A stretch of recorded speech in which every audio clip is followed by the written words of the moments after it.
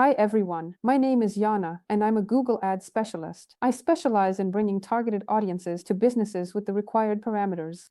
And in today's video, we're going to look at a monthly case study. Our market is the United States, specifically. Our topic is auto parts. That's the main focus here. What you can achieve in the first month, and, in general, the challenges of launching in such niches. I'll say right away, I can tell you up front, and some may agree or disagree with me, but there's really no point in expecting amazing results in the first month for those niches where optimization can actually take anywhere from 60 to 90 calendar days. Why is that? Because Google itself drags out the optimization process. We need to launch, get the first analytics, then check whether it's suitable or not, whether it fits our KPIs or not. Then we need to do a traffic spike test. Usually, we do about 2 of them, one small and one a bit bigger. A traffic spike test is when we significantly increase the amount of traffic and see if our conversion rate stays at the same level. So now I'll show you. Here, you can also roughly divide the month into 2 periods. Here, I think, you can probably even see where the crossfire was. Directly between us. Here, oops, like this, you can see the clicks a little bit here. Now, I'll explain everything. The conversions we have, just so no one thinks I'm making anything up, are actual purchases. So, everything is fair and square, basically. All right, I'll even refresh the page, because there are people out there who fake case studies and tweak the code.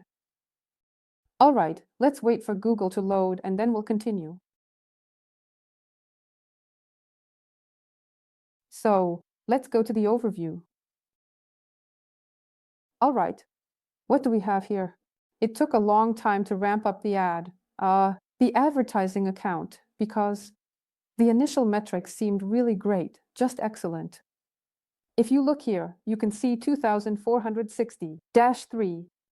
For example, there's 1,800, there's 593.815, 1,000%. So, roughly speaking, it's quite an unstable situation. This is a site we have on Shopify. There's always some kind of instability with Shopify. Why? Because conversion tracking isn't always accurate due to different payment method sources, like Shopify payments.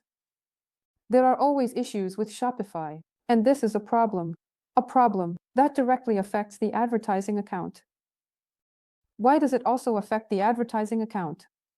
Because if the automation doesn't get the right feedback from the client, some kind of behavioral data, then it will start changing the targeting formats. And you'll have to make the automation target the original, initial option again. So here, it seemed like we actually had a pretty decent setup. If you look at the purchases and ROIS here, it was actually quite good. So we can even take this time period before our major attempt to scale, that's around. What's the first date we have here? February, let's say from the 26th to about the 25th of February. We can look at it like this. Our overall profitability was pretty good, 565, 27 conversions. Overall, it was pretty good in terms of total numbers, but still a bit low, especially considering the amount of traffic, of course, and the first test run that was done here with the traffic. During this period, yes, it was done a bit too early, and the conversion rate wasn't that high yet. So, if we look at the conversion rate, right now, it's honestly not that great, not quite as good as we'd like. It didn't stay at the level it should have been, that's for sure. 1.5% is usually the bare minimum you'd want to see in an ad account. And the lower the conversion rate, it can actually get pretty low, like down to 0.3% or 0.6%, but that's more typical for expensive niches. Furniture usually falls into this category, where the price tag is pretty high. And in those cases, either the purchase decision cycle is really long. For these niches, a low conversion rate can basically be the norm. In our case, though, this conversion rate was borderline, let's say, during that period when we had our first mini traffic spike. Why do we do these mini spikes? To understand whether we can scale this set of conversion volume with the conversion rate that we currently have. In other words, we form a hypothesis that, basically, our website and our traffic have a certain conversion rate. And based on this analytics, we try to generate more of the same kind of traffic. Of course, this is done to understand whether the niche has gathered enough analytics for scaling or not. There are a lot of niches where it's really worth aggressively gathering this analytics, especially if the ROAS is pretty good. It's worth collecting more statistics to understand, basically, whether it's statistically significant or not. That's just a little nuance. And of course, you can't really see here that the conversion rate held steady. We got more traffic. By the way, the increase in traffic happened mainly because more products entered the auction, got shown in impressions. Of course, most of it was unscrewed. Also, these spikes in the conversion rate basically show us how aggressive or weak our bidding strategies were for this auction. That's another one of those important nuances. And of course, after this period of time, our ROAS dropped, meaning you can see over the last 7 days, well, maybe it will improve a bit, since some conversions are still coming in late. And here you can see that during another spike, our ROAS dropped significantly. Yes, we got 28 conversions. That's not really a lot. You can even see that we only grew by 14 units. Right, but our profitability dropped by 200 points. But it's good enough that at some point the conversion rate rose to 0.32%. Yeah, it's not a super high number or anything, but still, this increase in conversion rate shows that the traffic quality is actually pretty good. And most likely, with a high probability, the profitability just dropped because a larger number of products entered the auction. How can you actually check this? You can even do this yourself in your own accounts. For example, you can go to the shopping products report, take the same item IDs, and look at a specific situation. You can, for instance, select items with a conversion rate of less than 1. Just keep in mind that my attribution model is last click, so I don't have fractional conversions. But you should look at it your own way, according to your setup. And let's say, for example, we take a cost higher than, I don't know, 20 hryvnias. So let's take 20 hryvnias because, for example, I don't know, say 300 products at 20 hryvnias each is also an amount of expenses that you incur. Well, it's not super critical in this context, but let's go with it. And now let's look and compare the expense side, for example, and what can we see? So maybe it wouldn't be quite correct to compare it here. You should either do it this way or open 2 windows. Let's lock in 36,000 hryvnias, okay? 30-6. Let's take, for example, a period of time. If we compare, it's the 12th to the 24th, now the 12th to the 24th. 6,000 hryvnias. So, our profitability actually dropped not because Himax did something wrong or something drastically or fundamentally changed. No, we just really made a pretty significant traffic spike. And this traffic spike was primarily due to the fact that most of the products started showing up in the listings. So, again, if we take the 5th, or say the 2nd to the 9th, for example, we can see that, starting from the 25th, we had a spike. For example, let's compare the 25th and the 4th. That won't be a correct comparison, so it won't work, because I'm selecting a different set of conversions for different periods. Well, for example, let me show you 2 windows like this, just a moment. This way, for example, would be correct. And so, what are we comparing here? Well, for example, here's the 25th.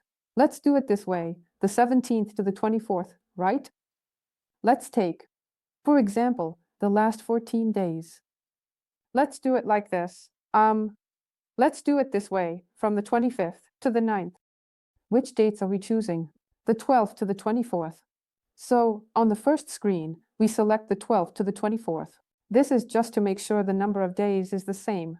And here it will be the 25th, from the 25th to the 9th. Now, let's take a look at what we see. We can see that in the before period, our spending on goods was only 7,000 hryvnias, and now it's 36,000 hryvnias. At the same time, are there any products that really drained, like the traffic, or somehow, I don't know, burned through that money? No. There are some products, for example, that made around 331 hryvnias, 227. We can even see products that, for instance, made more than 20 hryvnias and, say, less than, I don't know, let's say 120 hryvnias, for example. Let's take a look during this period. That's 26,000 hryvnias.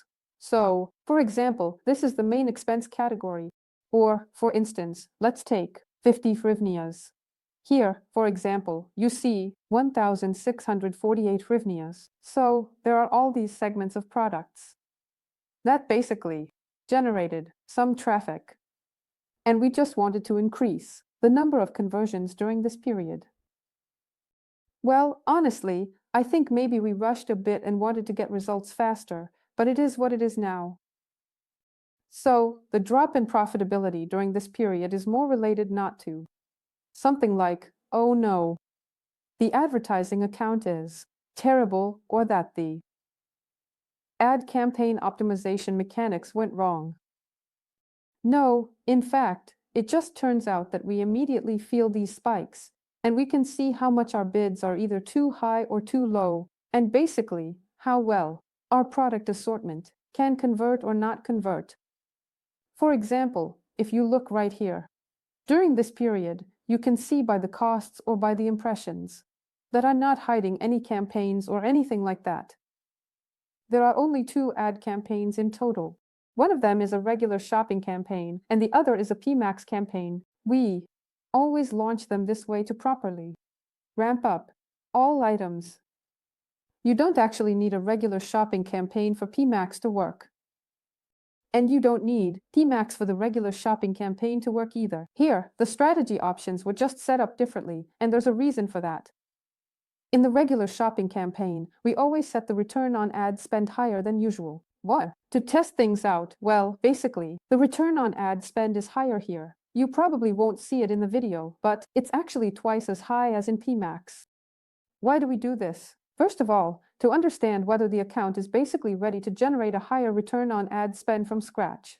Well, in this case, it wasn't completely from scratch, but over the last 30 days there weren't really any underdeliveries, so it's about seeing if it can generate a higher return than what we actually need.